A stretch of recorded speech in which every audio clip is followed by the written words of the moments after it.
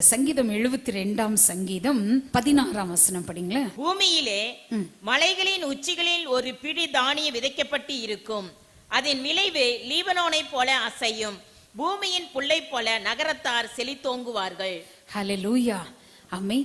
வேதத்துல படிக்கிறோம், பூமியின் மலைகளின் உச்சிகளில் ஒரு பிடி தானியம் விதைக்கப்பட்டிருக்கும்.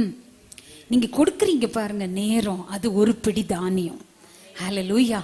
ஏசப்பாவுக்காக நீங்க செய்யற ஒவ்வொரு செயல்களும் பூமியின் மலைகளின் உச்சிகளில் ஒரு பிடி தானியம் விதைக்கப்பட்டிருக்கும்.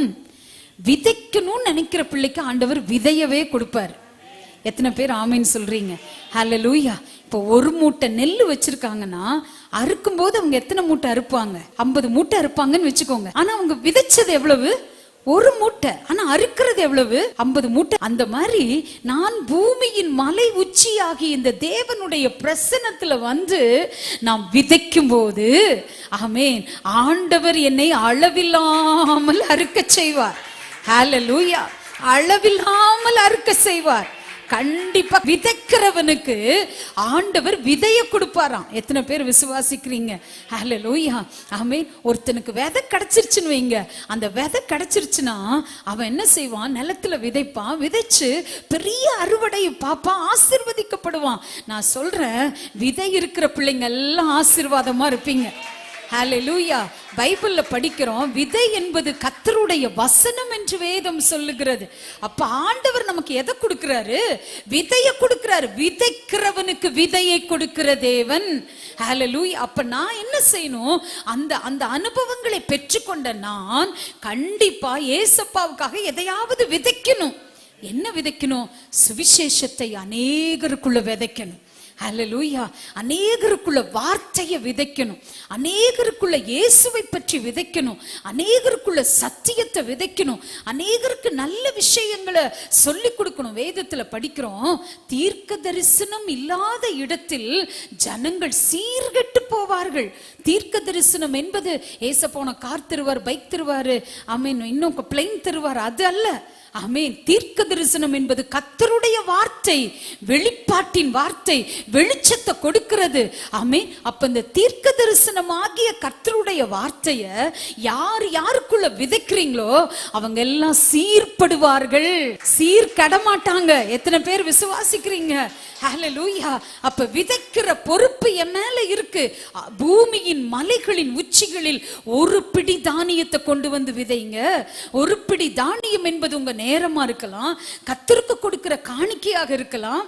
ஆமென். எதுக்காக இதை சொல்றேன்னா, விதைக்கும் போது ஒரு ஆமீன் சொல்லுங்களேன். விதைக்கும் போது நிறைய விதைக்கணும் தேவ பிள்ளையே. ஆமென்.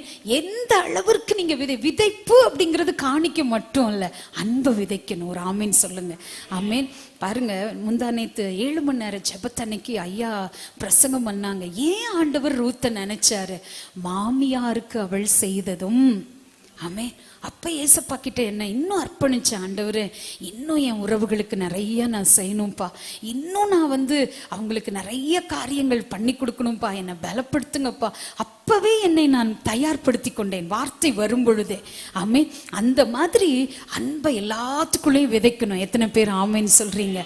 அநேகருக்கு நல்லது செய்யணும், அநேகருக்கு ஆமென் உதவி செய்யணும். விதைக்க விதைக்க விதைக்க விதைக்க ஆண்டவர் அதை எப்படி பார்க்கிறாராம்? பூமியின் மலைகளின் உச்சிகளில் ஒரு பிடி தானியம் விதைக்கப்பட்டிருக்கும்.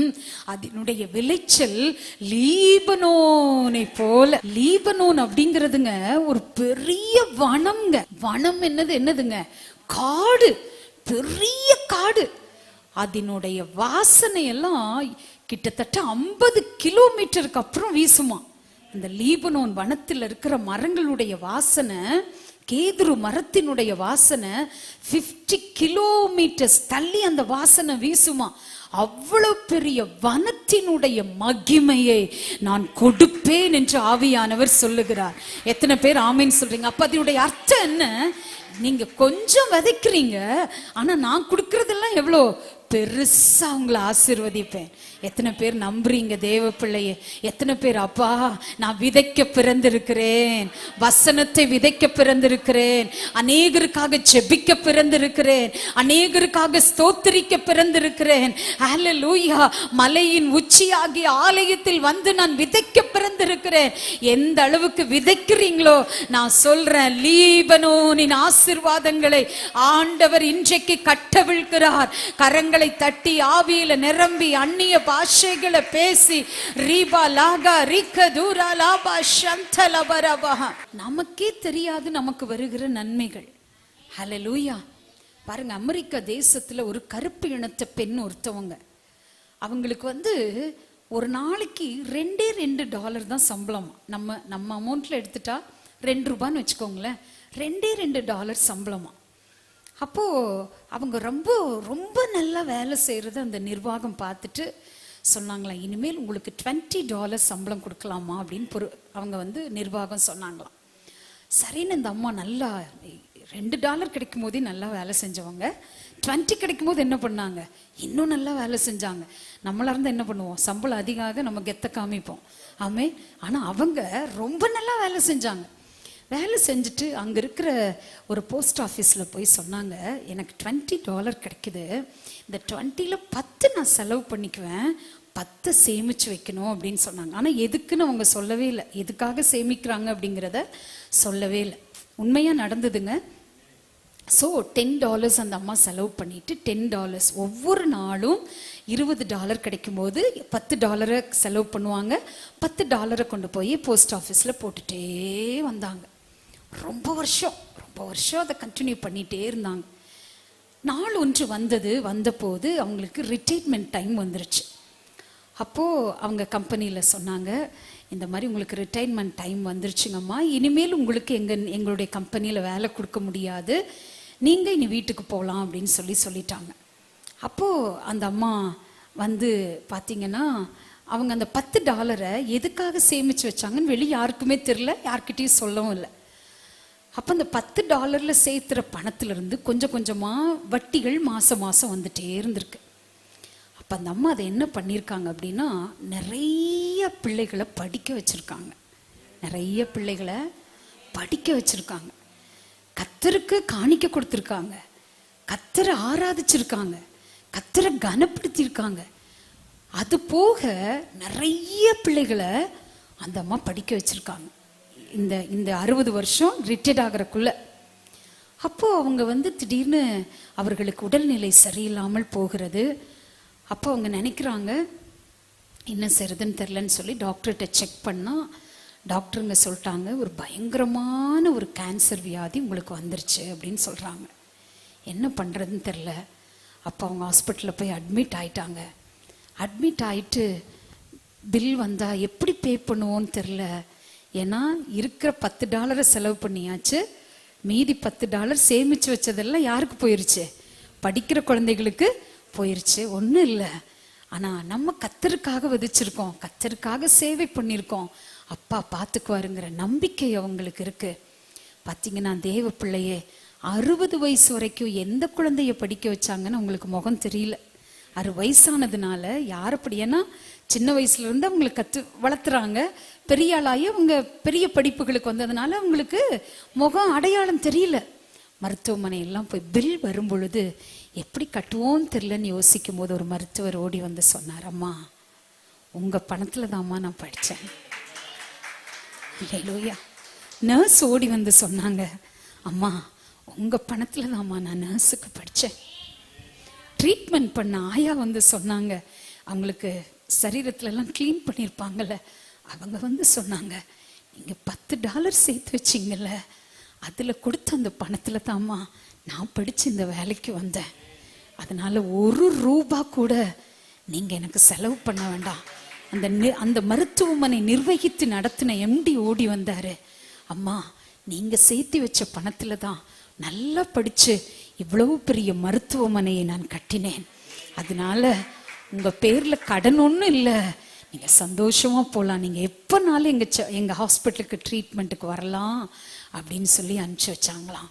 தேவ பிள்ளையே நான் சொல்கிறேன், கர்த்தருக்காக விதைக்கும் போது அதனுடைய விளைச்சல் லீபனோனை போல பெருசா இருக்கும். எத்தனை பேர் ஆமேன்னு சொல்றீங்க? இன்னைக்கு ஜெபத்தை விதைங்க. ஆமேன். உங்க அர்ப்பணிப்பை விதைச்சிருங்க. வசனங்களை பிள்ளைகளுக்குள்ள விதைங்க. நல்ல பழக்க வழக்கங்களை பிள்ளைகளுக்குள்ள விதைங்க. ஹல்லேலூயா. ஆமேன். உங்க பிள்ளைங்க சாப்பிட்டாங்களான்னு கேட்கறத விட வசனத்தை சாப்பிட்டியாடான்னு கேளுங்க. ஒரு ஆமேன் சொல்லுங்க. வசனத்தை படிச்சானான்னு பாருங்க. கர்த்தரை தேடுறாங்களான்னு பாருங்க. பாடல்களை பாடுறாங்களான்னு பாருங்க. அப்பாவோடு உறவாடுறாங்களான்னு பாருங்க. ஹல்லேலூயா. ஆமேன். அந்த ஸ்ட்ரிக்ட் டிசிப்ளினுக்குள்ள உங்க பிள்ளைங்களை வளர்த்துட்டா அவங்க விளைச்சல் சொல்லி முடியாததாக இருக்கும். எத்தனை பேர் ஆமேன்னு சொல்றீங்க? ஹல்லேலூயா. ஆமேன். கர்த்தர் நல்லவர். சாம் போயிருக்கிற காலேஜில் சாம் சொல்றான், அம்மா வாயை திறக்கிறக்கே பயமா இருக்கு. ஹல்லேலூயா. வாயை திறக்க கூட முடியல, திறக்கிறக்கே பயமா இருக்கு அப்படின்னா. ஏண்டான்னு பேசக்கூடாது. ஆமேன். கரெக்டாக பாடங்களை படிக்கணும், சேப்பலுக்கு போகணும், அதை பண்ணணும், இதை பண்ணணும். நான் சொன்னேன், டே ட்ரைனிங் பீரியட் இது, உருவாகிருன்னு சொன்னேன். ஹல்லேலூயா. அந்த மாதிரி ஏசப்பா உங்க கையில கொடுத்துருக்காருன்னா உங்க பிள்ளைங்களை, அவங்களுக்கு ஒரு ட்ரைனிங் பீரியட் இது. ஹல்லேலூயா. இதுல உருவாக்காம விட்டுட்டீங்கன்னா ஆமேன், கடைசியில நீங்க கஷ்டப்படுற காலங்கள் வரும்போது நீங்க கஷ்டப்படணும். அதனால நான் சொல்றேன், விதைங்க. வசனத்தை பிள்ளைகளுக்குள்ள விதைங்க. ஜெபம் பண்ணணும். அவங்க ஜெபத்தை அவங்களுக்குள்ள விதைச்சிருங்க.